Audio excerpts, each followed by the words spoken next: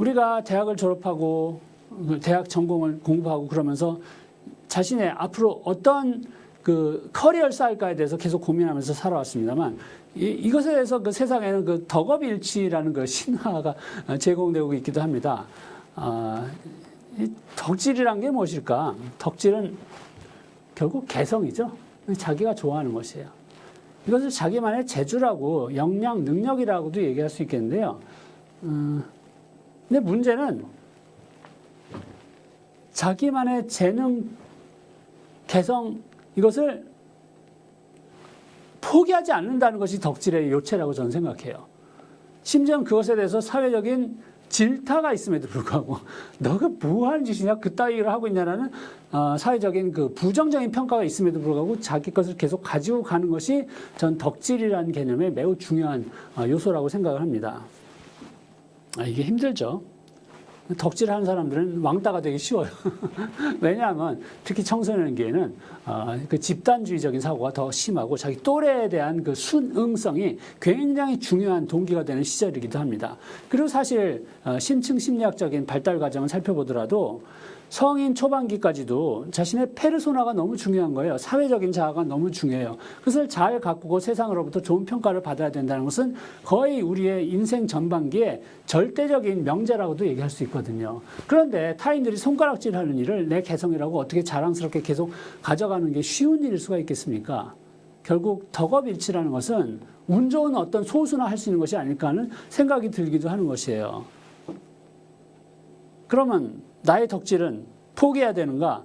그것이 아니에요. 이것을 세상의 평판에도 불구하고 버리지 않고 포기하지 않고 가져갈 수 있을 것인가? 그것을 계속 궁리해 보자는 게 우리 수업의 또 중요한 지점이기도 합니다. 결국은 자기 실현이라는 것은 세상이 부여한 예쁨에 나를 맞추는 데 그치는 게 아니라 세상이 뭐라고 평가를 하든 말든 내 안에서 솟아나오는 것을 그것을 키워주는 것이 수반이 돼야만 하거든요.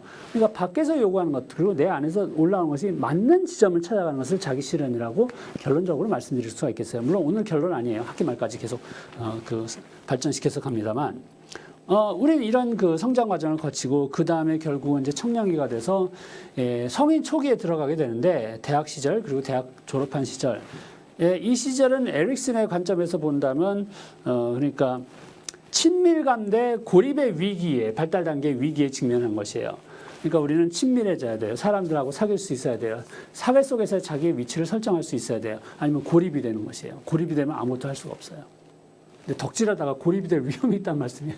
이러니 이것이 참 모순된 요구처럼 들리기도 하는 것이에요. 이 모순된 양립하는 것을 가져가야 되는 것이 삶의 과제입니다. 어느 한쪽만을 명확하게 추구할 수가 없어요. 그러니까 나는 고립되지 않고 친밀감을 수용성을 발휘해서 사람들하고 함께 어울려서 살아야 돼요.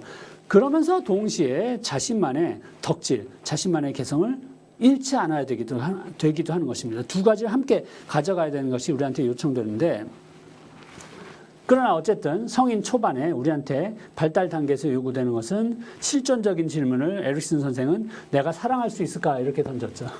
내가 사랑할 수 있을까? 이건 매우 힘든 삶의 과제입니다. 이것을 우리는 어떻게든 잘 해결하고 넘어가야 돼요. 잘 발달시켜서 넘어가야 돼요. 난 사랑 같은 거 싫어. 그러면 내버리고 살 거야. 이렇게 살 수가 없다는 얘기예요. 우리가 그렇게 선천적으로 조건화되지 않았다는 것이에요. 자연이 우리한테 부여한 역량과 성향은 우리가 사랑을 하지 않을 수 없게 만들었다는 이야기란 말씀입니다.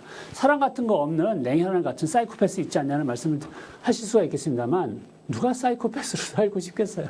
사이코패스가 성공한 삶입니까? 우리는 사회 속에서 관계를 맺고 사랑할 수 있어야 돼요.